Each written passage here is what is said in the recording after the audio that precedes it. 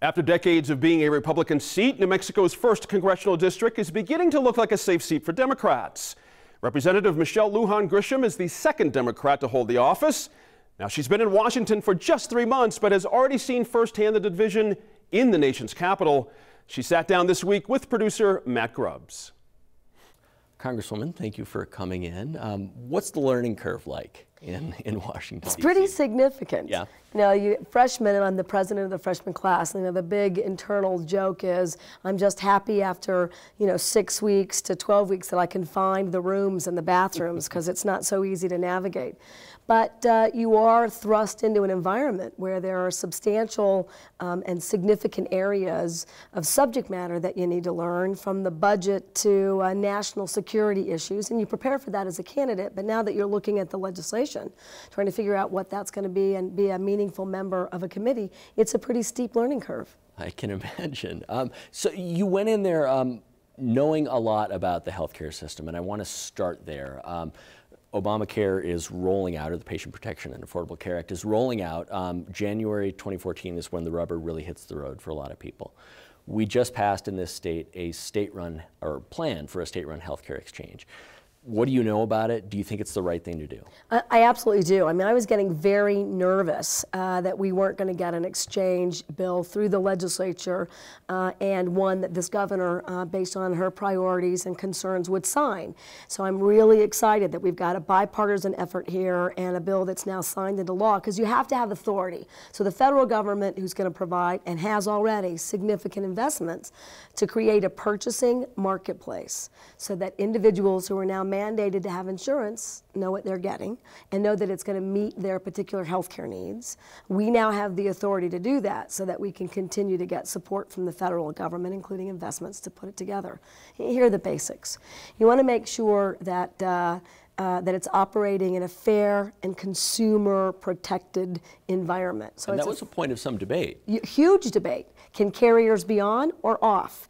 And the reality is that there are specific requirements in the federal law to assure that states don't have just carriers on and no consumers. You got to have patients. So Explain that a little bit, just carriers. Well, so for example, you don't want the insurance plans to be running the exchange, because then you're going to have a bias towards those insurance companies and the products that they provide on the exchange. Okay. So you got a conflict of interest.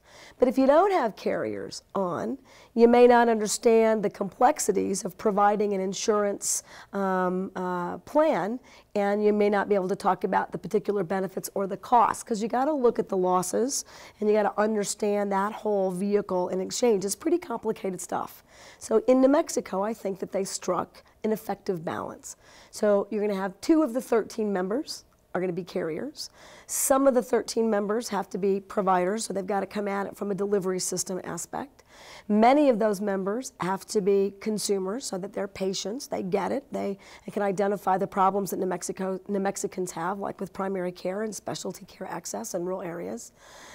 And it's balanced between the governor's appointees and legislative appointees, and it's also going to be balanced politically, so that no one group or party is going to control this new effort, and they're going to create a brand new entity. So you get to start fresh, and I think that's exactly the way to go, and I'm really glad that that's now done and we can move forward.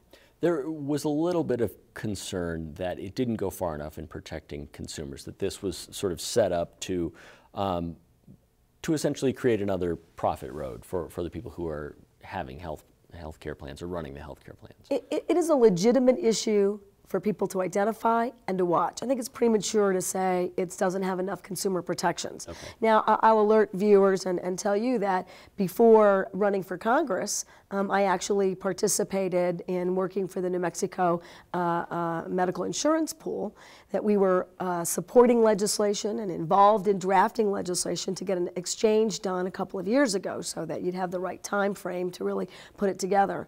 And the language that we were using at the time to describe an exchange that has those consumer protections was a robust exchange. Okay. And that the best consumer protections are really to put carriers on an advisory or stakeholder group and have more consumers and providers and other healthcare experts on the actual exchange. Here it's reversed a little. You know, we have more of those consumer folks on the advisory committee, and you're going to put more carriers on the exchange. And I think it's premature to say that that's too much or too little.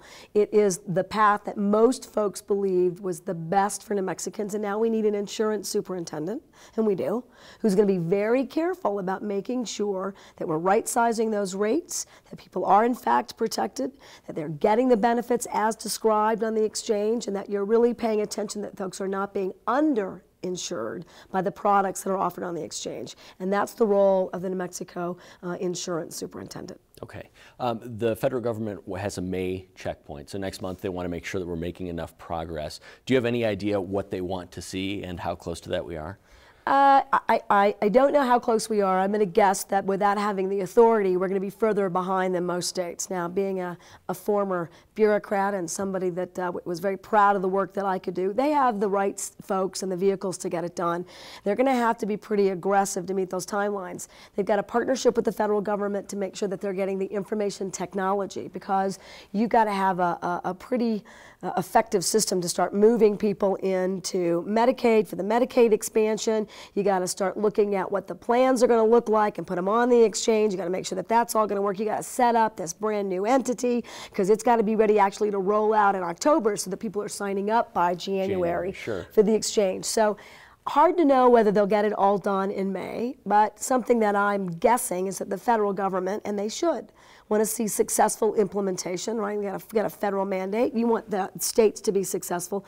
I would assume that they'll provide pretty effective technical assistance now that we're clear that New Mexico is going to operate an exchange to be on the ground and help us to meet those deadlines. You don't have any fears that the federal government will come in on May 15th and say, you know what, you guys are just a mess. We're riding herd on this whole thing. And I'll tell you this, that certainly there are folks who have come to my office and raised that as a concern, and I heard those concerns during the debate at the legislature, and we've taken a long time just to get the baseline authority.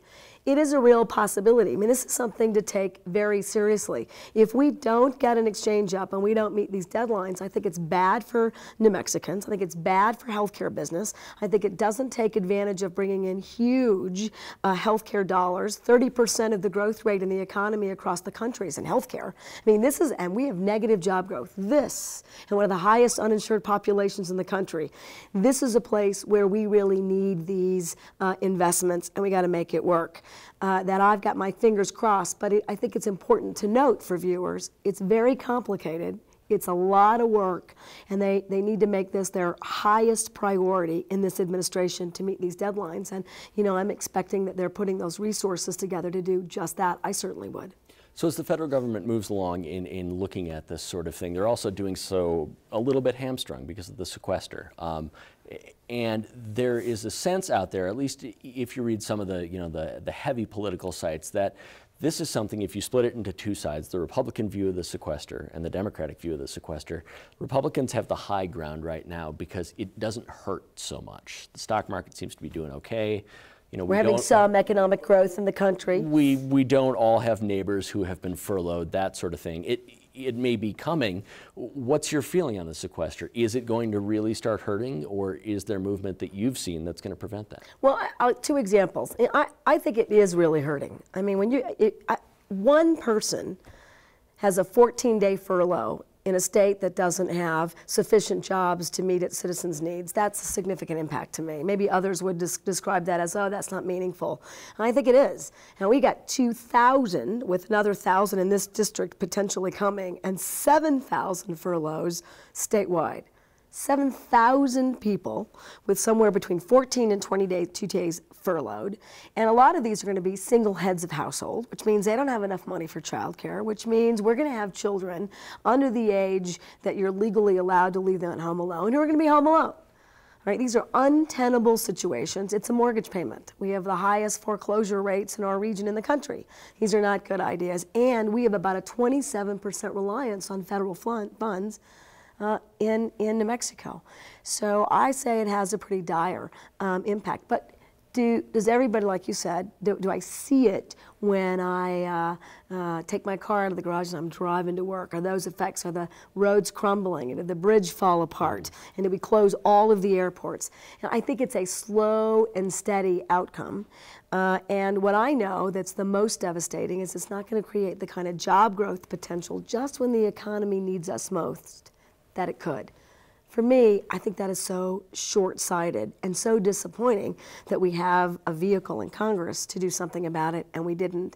And to your point on the healthcare exchange, they're hamstrung in large part because it didn't all get funded, and now they're affected by the sequester, and they don't have the resources or the tools to help states implement these exchanges in the way that we were intending them to. And that has great risk for the population that are now mandated to be in the exchanges. This is all on you. I mean, all on Congress anyway. It's on me, absolutely. And the president. This is a Congress that has not met more than they've met since you've been in office, or at least the last time we checked those numbers. There's a real frustration on the part of people out here looking at Washington going, get it together already. Do you see anything to give you hope? I do. You know, I have great hope. Now, I just actually gave a talk today to the Chamber of Commerce, the Albuquerque Chamber, and said I'm still very optimistic and think that by 2014 we're going to get together a budget and start a real appropriations process. And I see that because it's going to require that you have folks on both sides, the majority and minority sides, Republicans and Democrats, are going to have to agree on a path forward in this country. We have to deal with the deficit. It's real. So if you've got Democrats that try to downplay that we really have a significant deficit problem, we do.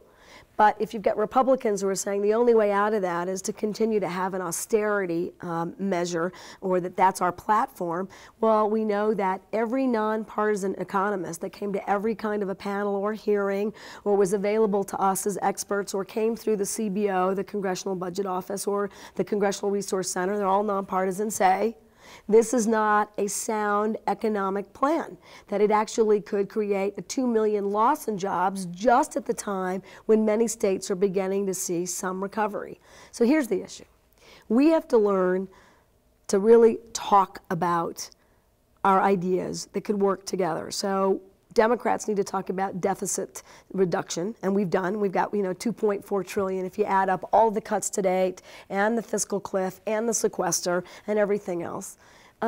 We need to talk about what we might be willing to do to make sure that we're more cost-effective and streamlined in government, and that looking at programs based on their efficacy. All right, they got to have good outcomes. And Republicans are going to have to start talking about investments in jobs and economic growth. And to do that, they're going to have to be willing to give up on a tax loophole. And I thought the president said it best in a presentation to Congress when he said, if you care about your kids and your grandkids, you can't find one more loophole. Not one more. If you really think that we're going to crush it for those populations, good point. I'll bet we could all come together and figure that out. And the same thing to Democrats. You can't find one program that you're not willing to redesign so that it's more cost effective, so that we can sustain it over the long haul. So how about this? Let's not have a 10-year budget plan. That's like telling you to pay your house off tomorrow, or instead of 30 years, 10 years, or tell small businesses that they have to take their capital debt and reduce it in 10 years. They can't. You're just going to crush them. Have a 30-year plan, have a 25-year plan, and show the American public that you're going to do deficit spending, or you're going to deal with deficit reduction, and you're going to bring revenue in, and then tweak it when it works so that you keep doing that and take away the things that don't work year after year. And if we can pass the Violence Against Women Act, and you got Republicans and Democrats working on immigration reform and gun violence, I am telling you we can come together finally on the budget. You see hope. I do. Here at UNM, President Frank has said he would like to see UNM partner with a private group and take a shot at running Sandia. Do you like that idea? I'm interested in all ideas that forge more productive partnerships. You know, it's hard for me to say whether they would be, better than an outside contractor that comes in, but I'll tell you what I want no matter who the contractor is. That Sandia Labs and the other research, the Air Force Laboratory, I think people forget, I was reminded yesterday, which I appreciate, that there are other research labs that are doing great things right here in our community, but we're not seeing it materialize in entrepreneurship and job growth on the ground in this community. And that's going to take a partnership between the labs, all of the universities, but particularly the University of New Mexico because of this community, and the business community. And we strategize and we talk and we meet, but there really hasn't been a very action-oriented plan. And so whoever is going to manage, and if the university can make that happen, then by golly, sounds great to me. If that's better coming from an independent outside group with more specific experience on lab management, then so be it. But I'd like to see that triangle and have real implementation steps to make sure that we're growing businesses, high-tech businesses in this community. Should DOE be more aggressive about writing something like that into the contract and delivering measurables? Yes, they should. That should be in the performance measures. They have performance measures already, Sandia does, about how much of their professional services money has to go out, but it doesn't translate to jobs and business growth on the ground, and they could just change that. Now, some folks have certainly alerted me that that might take a congressional action, and I'm asking for DOE to tell me whether that's the case or not. And if it is, that's a bill that I would be more than happy to introduce and work diligently to get passed. Congresswoman, thanks for your time. We'll catch up with you again. Thank you. It's always a pleasure. Sure.